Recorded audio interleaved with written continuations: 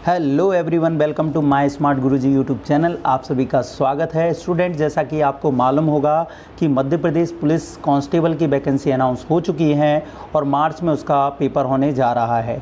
जब मैंने इस नोटिफिकेशन के बारे में वीडियो अपलोड किया था तो कुछ लोगों ने मुझे कमेंट बॉक्स में लिखा था कि सर इसके आप कंप्लीट सिलेबस के बारे में बताइए। तो मैंने काफ़ी समय से इसको एक ऑर्गेनाइज वे में अरेंज करके मध्य प्रदेश पुलिस कांस्टेबल का कंप्लीट सिलेबस लेके आया हूं।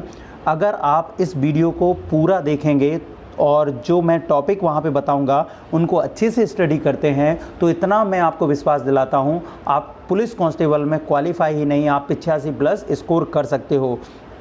क्योंकि जो मैंने इस सिलेबस को बनाने में जो समय लिया है वो पूरे तरीके से स्टडी किए हैं सारे पेपर को, और एक एक टॉपिक जो है ऑर्गेनाइज वे में लिखा हुआ है, आप उनको नोट करते जाइए और उनको स्टडी करते जाइए। तो दोस्तों आइए चलते हैं। चलने से पहले मैं आपसे कहूँगा, अगर आप studies is my smart Guruji channel पर पहली बार आए हैं तो आप चैनल को सब्सक्राइब करिए, साथ ही साथ बेल आइकन को प्रेस करिए। इसके अलावा आप मध्य प्रदेश के किसी भी एग्ज़ाम के लिए आप टेस्ट सीरीज़ परचेज़ करना चाहते हैं तो परीक्षा ऐप के माध्यम से आप परचेज़ कर सकते हैं। उसमें आप यदि आप माई स्मार्ट 40 कूपन कोड यूज़ करेंगे तो आपको 40% का डिस्काउंट मिलेगा। तो अच्छी टेस्ट सीरीज़ अगर आप लगाते हैं तो परीक्षा में चांसेस आपके बढ़ जाते हैं, इसलिए आप इस टेस्ट सीरीज़ को परचेज़ कर लीजिए और इसकी लिंक मैंने डिस्क्रिप्शन में नीचे दी हुई है। तो चलिए आइए दोस्तों, समय ख़राब ना करते हुए वीडियो को आप बिल्कुल शांति से पूरा देखेंगे। सबसे पहले मैं आपको बता दे रहा हूँ कि 2016 में जो MP कांस्टेबल का पेपर हुआ था उस पेपर में कितने सेक्शन पूछे गए थे, तो वो ज़्यादा ज़रूरी है। तो ये मेरे पास जो लिखा हुआ है मैंने, ये 2016 के पेपर का यहाँ पे डिटेल है। 2016 में जो पेपर हुआ था उसमें 3 सेक्शन पूछे गए थे और इन 3 सेक्शन में अगर हम बात करें, एक सेक्शन 2 पार्ट में बटा हुआ था, जैसे कि general and logical knowledge. General and logical knowledge में आपका जीके और जीए वाला पार्ट पूछा गया था, साथ ही साथ इसमें रीजनिंग के कुछ क्वेश्चन पूछे गए थे जो कुल मिला के 30 क्वेश्चन होते हैं। इसके बाद जो दूसरा पार्ट था वो 2 भागों में था, mental ability and mental aptitude. Mental ability में भी आपके रीजनिंग से संबंधित क्वेश्चन थे और मेंटल एप्टीट्यूड में आपके मैथ्स के क्वेश्चन पूछे गए थे। ठीक है, तो यहाँ पे 30 ऊपर वाले पहले पोर्शन में और 30 नीचे वाले पोर्शन में टोटल 60 क्वेश्चन, 40 नीचे वाले में होते हैं कितने टोटल क्वेश्चन, 40 और 30 70। और नेक्स्ट जो पार्ट है थर्ड वाला, थर्ड जो है आपका science and simple arithmetic. Science and simple arithmetic में 30 क्वेश्चन जो पूछे गए थे, इनमें से कुछ क्वेश्चन साइंस के थे, साइंस में आपका PCM, और उसके अलावा जो बाकी क्वेश्चन जो पूछे गए थे वो सिंपल अर्थमेटिक, ये भी आपका मैथ का पार्ट है। तो आप देखेंगे रीजनिंग के 2 पार्ट थे और मैथ के भी 2 पार्ट यहाँ पे हैं।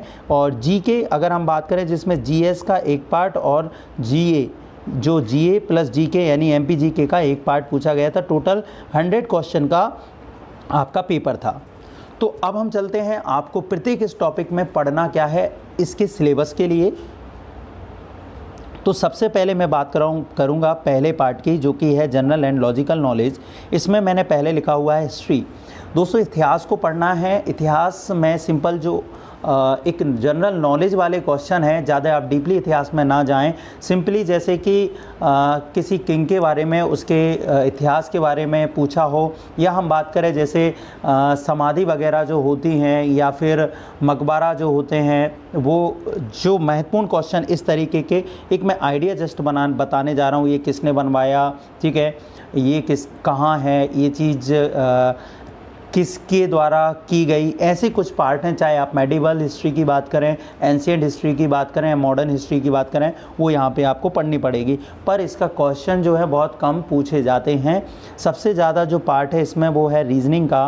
रीजनिंग में जो आपको टॉपिक पढ़ने हैं, यदि आप इन 10 टॉपिक को पढ़ लेते हैं, जो कि मैं बता देता हूँ, जैसे कि न्याय निगमन, सिलोगिज्म, क्रम व्यवस्था, order and ranking, blood relation, पासा, बैनारे, कोडिंग। कोडिंग में जो ज़्यादातर क्वेश्चन यहाँ पर एड्रेस से पूछे गए हैं। एड्रेस में यानी कि 4 एड्रेस बिल्कुल आपको सेम मिलेंगे, एक में किसी में मिस्टेक होगी, वो मिस्टेक वाला एड्रेस आपको फाइंड करना है। इसके बाद जो आती है क्लासिफिकेशन। क्लासिफिकेशन इस तरीके से हैं जैसे मध्य प्रदेश, भोपाल, यूपी, किससे क्या होगा, तो आंसर आप समझ गए, यानी कि एमपी, यहाँ पे लिखा होगा भोपाल, यूपी, तो इसका बताना है क्या होगा, तो आप उसका लखनऊ निकाल सकते हैं, यानी कैपिटल। तो ये क्लासिफिकेशन के क्वेश्चन होते हैं, ठीक है। जैसे कि घोड़े का संबंध घास से है, ठीक है, तो यहाँ पे हम बात करें गाय का संबंध किससे होगा, तो ये चीज़ें आपको समझनी पड़ेंगी, ठीक है। इसके अलावा जो सीरीज़ के क्वेश्चन भी काफ़ी पूछे गए हैं, और जो सीरीज़ के क्वेश्चन पूछे गए हैं उनको आप ध्यान से रखें। तो सबसे ज़्यादा जो सीरीज़ कंटिन्यूअस जो सीरीज़ होती है मिसिंग अल्फ़ाबेट वाली, जैसे ए डैश बी डैश ए डैश बी डैश, इस तरीके की जो सीरीज़ आप देखेंगे, ठीक है, ये रिपीटेशनल जिसे हम सीरीज़ बोलते हैं, वो ज़्यादा पूछी गई है। और नेक्स्ट जो इसका अगला पार्ट है वो है आकृति। आकृति मतलब जैसे मैं कहूँ इसमें आपको कुल ट्रायंगल फाइंड करना है।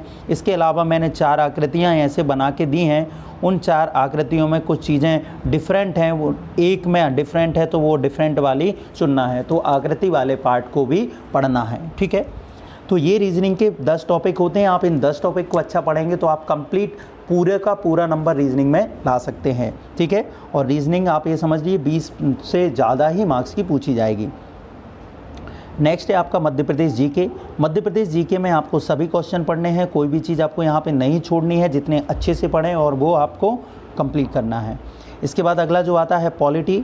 पॉलिटी भी जिस तरीके से हिस्ट्री पढ़ी है उस तरीके से पॉलिटी आप पढ़ेंगे। पॉलिटी में आप वो चीज़ें ध्यान रखें जो मुख्य एक्ट जो हैं वो, इसके अलावा जैसे प्राइम मिनिस्टर या फिर हम बात करें जो आपके राष्ट्रपति होते हैं उनके बारे में पढ़ना है, ठीक है।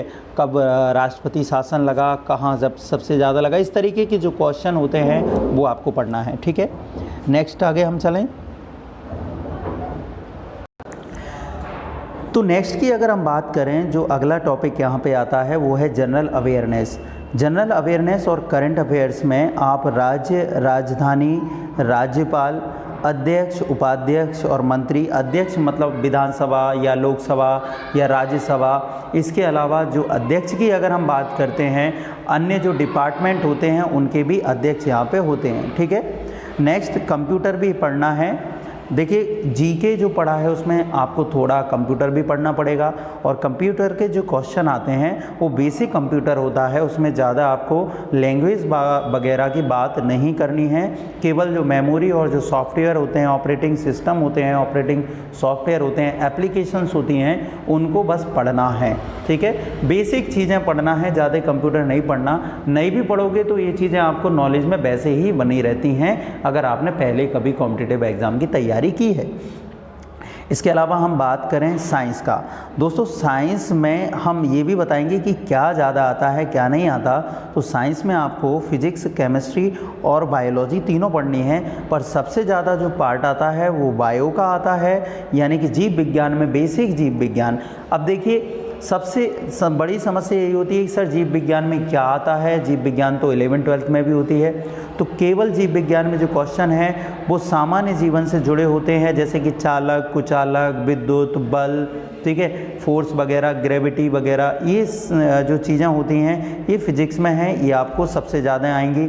उसके बाद बात करें बायोलॉजी। बायोलॉजी दूसरा सबसे ज़्यादा पूछे जाने वाला पोर्शन है, ठीक है, और इसमें भी आपको कंप्लीट करना है। और ज़्यादातर जो हमारे बेसिक ह्यूमन बॉडी और जो जंतु जीव इनसे रिलेटेड जो क्वेश्चन होते हैं वो यहाँ पर पूछे जाते हैं। केमिस्ट्री में आप ज़्यादा नहीं करेंगे, ज़्यादा समय नहीं खराब करेंगे, केवल आप अम्ल, क्षार और मिनरल, धातु, अधातु, इनके बारे में आपको पढ़ना है। जैसे आपने देखा होगा नीला तोता क्या है, हरा तोता क्या है, ठीक है। ऐसे क्वेश्चन जो है आपको मिलेंगे वन लाइनर, वो आप यहाँ पे स्टडी कर सकते हैं। केवल बायोलॉजी में ध्यान रखना है, बायोलॉजी में आपको ह्यूमन जो बॉडी है कंप्लीट वो पढ़ना है, स्केलेटन सिस्टम कंप्लीट पढ़ना है, ठीक है।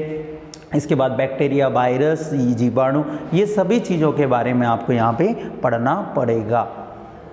तो स्टूडेंट नेक्स्ट जो आता है वो है आपका सिंपल अर्थमेटिक। यहाँ पे मैं दोनों चीज़ें लिए हैं, सिंपल अर्थमेटिक और एप्टीट्यूड। दोस्तों एप्टीट्यूड कौन सा पार्ट होता है, देखिए कभी कभी आपके दिमाग में ये जाता होगा एप्टीट्यूड और अर्थमेटिक, तो मैथ्स में जो number system, LCM HCF, profit loss, percentage, ratio, work and time, speed and time, mixture, ये जो क्वेश्चन होते हैं, ये मैंने जो 9 या 10 चैप्टर लिखे हुए हैं, ये एप्टीट्यूड वाले क्वेश्चन में आते हैं। यानी कि जो 10th तक का नॉर्मल मैथ है, अंक गणित है, वो यहाँ पे पूछा जाता है। अब बीज गणित वाले क्षेत्र में या कुछ हम बात करें अर्थमेटिक वाले पार्ट में, ठीक है, तो यहाँ पे अर्थमेटिक वाले पार्ट में ये जो क्वेश्चन पूछे जाते हैं वो नॉर्मल क्वेश्चन आपके इन 4 पार्ट से पूछे जाते हैं, जैसे कि 4 पार्ट कौन से हैं, जैसे कि मेंसुरेशन यानी कि क्षेत्रमिति, उसके बाद ज्योमिति, त्रिकोणमिति और डीआई। देखिए डीआई यानी कि जो सारणी वाले क्वेश्चन होते हैं, सारणी और यहाँ पे क्वेश्चन दिए होते हैं, उस सारणी में से ये जो आपको चार्ट में से जो टेबल होती है उसमें से वैल्यू लेके इन क्वेश्चन को फाइंड करना होता है। ये क्वेश्चन आपको 3 से 4 या 10 भी क्वेश्चन पूछे जा सकते हैं। इसके अलावा चार्ट बने होते हैं, जैसे ये पाई चार्ट है, ठीक है, पाई चार्ट में कुछ वैल्यू दी है 40, 20, 50, है ना, इस तरीके की, ये फाइंड करना है। तो इन टॉपिक्स को आप याद रखें, इन टॉपिक्स के अलावा कहीं से टॉपिक कोई अन्य नहीं पूछा जाएगा। आप अगर इन्हीं टॉपिक को पढ़ते हैं जो मैंने करंट बताया है और जो मैंने मैथ्स जो रीजनिंग के बताए हैं, आप 80-85 नंबर तक यहाँ पर ला सकते हैं अगर आप इन्हीं को अच्छे से पढ़ते हैं और प्रैक्टिस करते हैं। तो दोस्तों ये मैंने कंप्लीट आपको सिलेबस बताया हुआ है। इसके अलावा भी यदि आपके मन में कोई डाउट जाता है तो मुझे कमेंट बॉक्स में लिखें, और यदि आपको ये पीडीएफ चाहिए तो उसके लिए भी मुझे इंस्टाग्राम या फिर आप टेलीग्राम या व्हाट्सएप या फिर फेसबुक अन्य चीज़ों पर फॉलो करके आप मुझसे ये पूछ सकते हैं या ले सकते हैं। तब तक के लिए दोस्तों आप हमसे जुड़े रहें, क्योंकि सारी इन्फॉर्मेशन लेटेस्ट अपडेट आपको यहाँ पर मिलती रहेगी। और प्लीज़ चैनल को सब्सक्राइब करें और अपने फ्रेंड्स के साथ वीडियो को ज़रूर शेयर करें। धन्यवाद दोस्तों, थैंक यू वेरी मच।